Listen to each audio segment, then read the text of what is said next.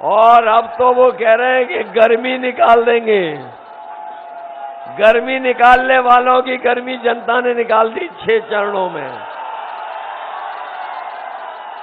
और ये 7वें चरण वाले जो गर्मी निकाल रहे थे, उनकी 6 चरणों में जनता ने गर्मी निकाल दी। और इस बार 7वें चरण में जनता इन्हें 7 समुंदर पार फेंक देगी। समझ गए? 7 समुंदर, वहीं जहां इनके मित्र गए हैं 7 समुंदर, वहीं पर जनता इन्हें पहुंचा देगी। बताओ आजमगढ़ के लोगों, इन्हें 7 समुंदर पार भेज दोगे कि नहीं भेज दोगे? 5 साल में इन्होंने अपमानित हमें और आप सबको किया कि नहीं किया? हमसे और आपसे लगातार इनके लोग और इनके सरकार के लोगों ने जो हक और सम्मान मिलता था, बताओ 5 साल में छीनने का काम किया कि नहीं किया? और न केवल हक सम्मान छीना है, बल्कि आजमगढ़ का पूरा विकास रोक दिया। आजमगढ़ का जितना समाजवादियों ने विकास की शुरुआत की थी, वो विकास सब ठप कर दिया। ना नई चीज बनाई, और जो काम चल भी रहे थे, उन कामों को पूरी तरीके से ठप कर दिया। अभी तो केवल आजमगढ़ को मेडिकल कॉलेज, आपके यहाँ का अस्पताल, एम्बुलेंस, पुलिस को गाड़ियां और दुनिया के बराबर टक्कर देने वाली आपको हमने समाजवादी पूर्वांचल एक्सप्रेस भी दिया।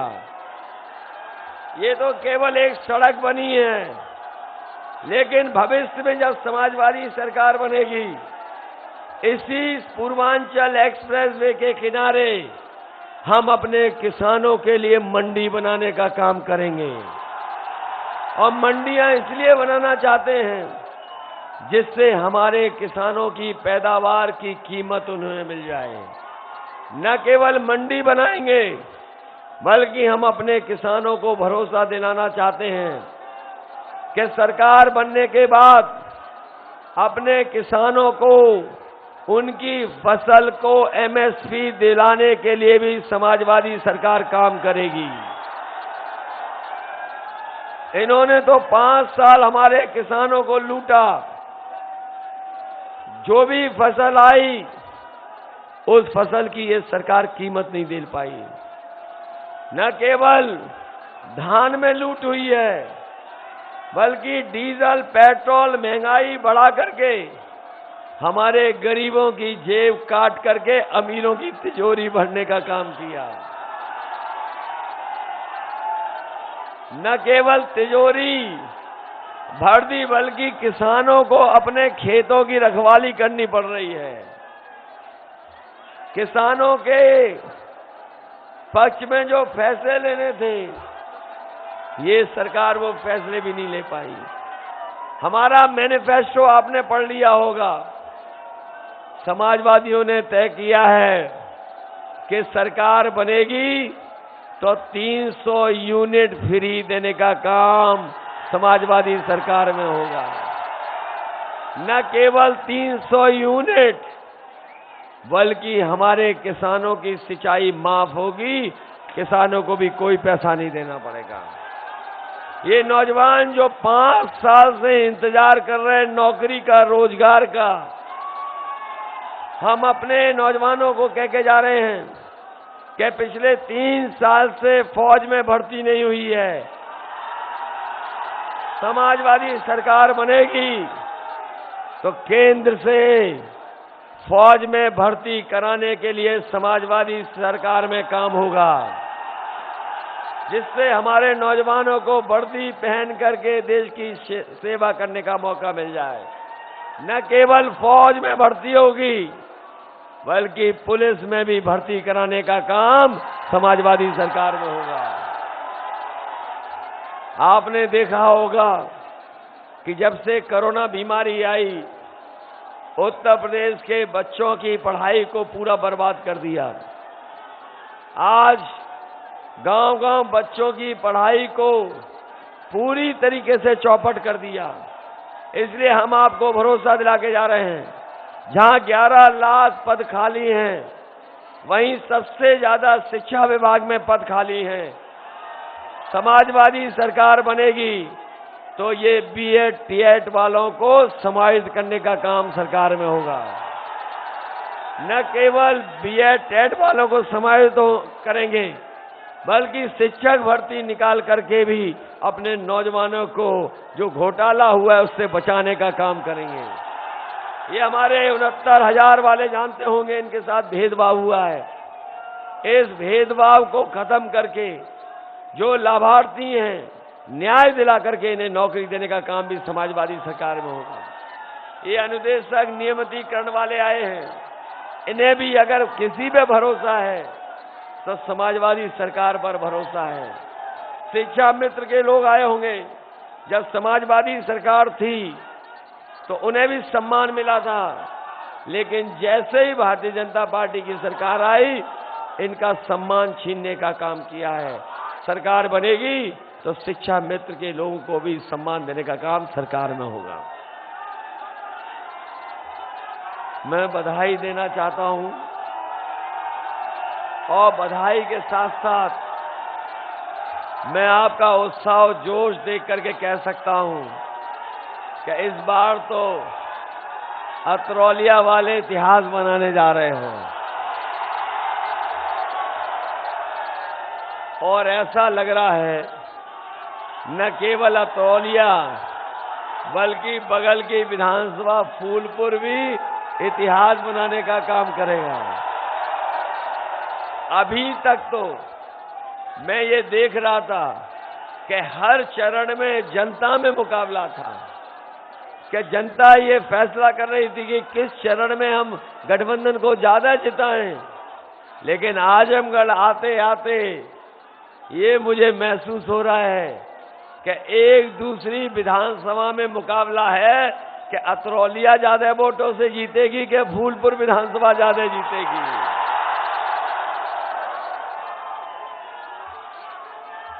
ये मुकाबला लगता इन दो विधानसभा में नहीं है, आजमगढ़ में तो 10 की 10 विधानसभा में यही मुकाबला चल रहा है। और ये जो गर्मी निकालने वाले हैं, अगर ये यहाँ का जन समर्थन देख लें तो आज ही उनकी भाप निकल जाएगी। वैसे तो आपको भाप 7 तारीख को निकालनी है। और जो लोग ये कहते थे कि हम 12 बजे सो के उठ रहे हैं, जो लोग कहते थे 12 बजे सो के उठ रहे हैं, आजकल उन्हें नींद नहीं आ रही है और आधी रात उठ करके धुआं मांगने लगे हैं। न केवल धुआं मांग रहे हैं, बल्कि अब तो पुताई वाले भी मुख्यमंत्री आवास में जा रहे हैं। और पुताई वालों से मैंने पूछा क्यों जा गए थे वहां, तो पुताई वाले बता रहे हैं कि जो धुएं के काले धब्बे लग रहे हैं उनको पोतने गए हैं। बताओ बाबा जी वापस जा रहे हैं कि नहीं जा रहे हैं? और वो गाना भी आ गया उनका, वो सुना होगा आप सबने, यूपी में काबा, बाय बाय बाबा बा। होने जा रहा है बाबा जी का बाय बाय कि नहीं? बहुत कह रहे हैं कि हम परिवारवादी लोग हैं। जहां जा रहे हैं इनके बड़े नेता, वो कह रहे हैं कि हम घोर परिवारवादी वाले लोग हैं। हम परिवार वाले लोग उनको सलाह देना चाहते हैं और राय देना चाहते हैं कि हम परिवार के लोग जब अपने घर जाते हैं तो अपने बच्चों के लिए या परिवार के सदस्यों के लिए कुछ न कुछ लेकर के जाते हैं।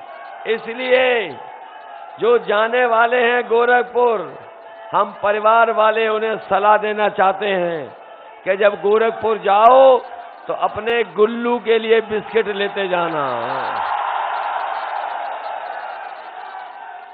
और जो गुल्लू के लिए बिस्कुट ले जा रहे हैं, उन्होंने तो कहा था कि हम नौजवानों को लैपटॉप बांट दिए हैं।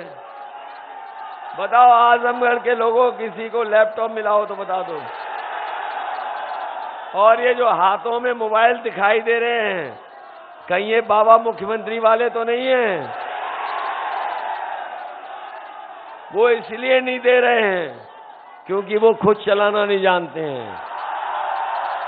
और उनके नेता, सुना होगा आपने, जो बड़े वाले नेता हैं, वो कह रहे थे कि जो नौजवान इंटर पास करके 12वें में दाखिला लेंगे उन्हें लैपटॉप देंगे। अरे शुक्र है उन्होंने ये नहीं कहा कि जो इंटर पास कर लेंगे और जो 10वें में एडमिशन लेंगे उन्हें लैपटॉप देंगे। बताओ लैपटॉप की उनकी बात सुनकर के जनता लोटपोट हो जा रही कि नहीं हो जा रही?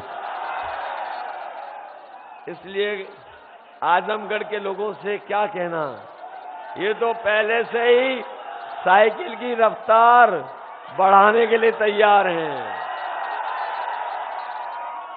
और मुझे तो ये लगता है कि इस बार आजमगढ़ में इतना धुआंधार वोट पड़ने जा रहा है कि धुआं उड़ाने वाले धुआं धुआं हो जाएंगे। ये मान लें कि सब 10 की 10 सीटें जीतने जा रहे हैं,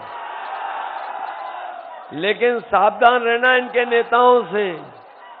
इनके नेता जो छोटे वाले हैं, जो छोटे नेता हैं वो छोटा झूठ बोल रहे हैं, जो बड़े नेता हैं बड़ा झूठ बोल रहे हैं, और जो सबसे बड़े नेता हैं वो सबसे बड़ा झूठ बोल रहे हैं।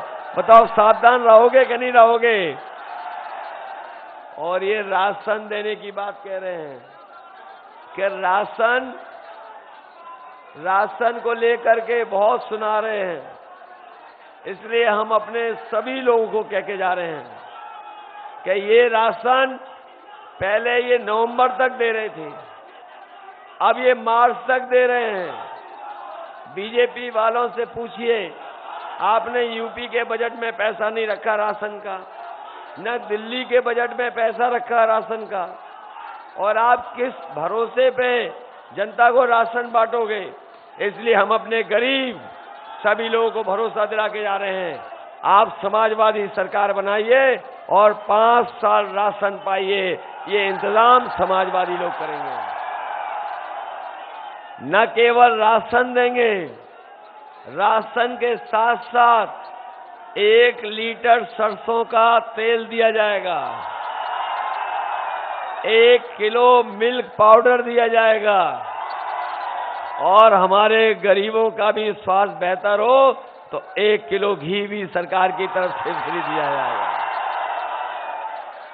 इसलिए मदद करोगे? ये आरक्षण घोटाले वाले भूल तो नहीं जाओगे? बीएड टेट वालों भूल तो नहीं जाओगे? ये जो उत्तर प्रदेश पुलिस भर्ती में आयु सीमा की छूट मांगने आए हैं, मैं नौजवानों को कह के जा रहा हूं, सरकार बनेगी तो दिल्ली की सरकार से लड़ करके आपको आयु सीमा की छूट दिलाने का काम करेंगे। क्योंकि 3 साल इन्होंने ना भर्ती की है। इसलिए नौजवानों भूल मत जाना, 11 लाख पद खाली हैं सरकार के, 11 लाख पद खाली हैं। उन पदों को भर करके अपने नौजवानों को नौकरी और रोजगार से जोड़ने का काम समाजवादी सरकार में होगा। इसलिए आज मुझे बहुत सभाएं करनी है, और आखिरी दिन में इसीलिए आया क्योंकि आखिरी दिन में ही अपने लोगों से निवेदन करने आया हूं। ये तो आजमगढ़ वो है जिला जिसने हमेशा समाजवादियों का सम्मान बढ़ाया है और जितना लगाव हम लोगों को, पार्टी के लोगों को आजमगढ़ की जनता से है, शायद और किसी जिले की जनता से नहीं है। और हमने तो खुद अपना घर माना आजमगढ़, और इसलिए भी कि ये बताओ, सबसे बड़ी सड़क किसी ने मांगी नहीं, हमने अपने आप दी। याद है कि नहीं याद है? किसी ने नहीं मांगी, हमें किसी ने नहीं मांगी थी ये पूर्वांचल वाली सड़क, ना हमने घोषणा पत्र में लिखा था। लेकिन हम जानते थे कि यही आजमगढ़ घर और गाजीपुर और अपना मऊ ये पिछड़ा इलाका है, इसलिए पूर्वांचल को अभूतपूर्व विकास देने के लिए ये एक्सप्रेसवे देने का काम समाजवादियों ने किया है। सरकार बनेगी तो यहां की गरीबी दूर कैसे हो, बेरोजगारी दूर कैसे हो, लोगों को नौकरी कैसे मिले और हमारा किसान कैसे खुशहाल हो, उसके लिए हम इंतजाम कर करके अपने सभी लोगों की मदद करने का काम करेंगे।